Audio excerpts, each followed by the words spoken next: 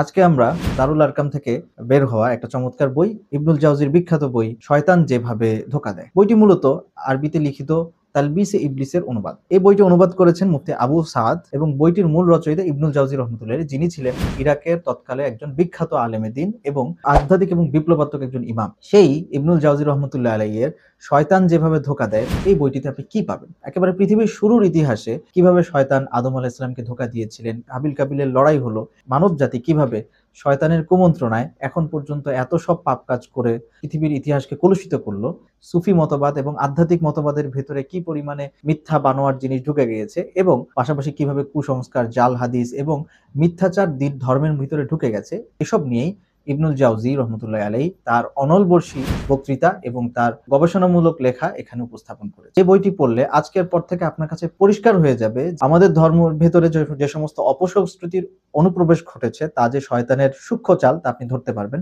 তো বন্ধুরা, আপনার দিন রক্ষার্থে আর দেরি কেন?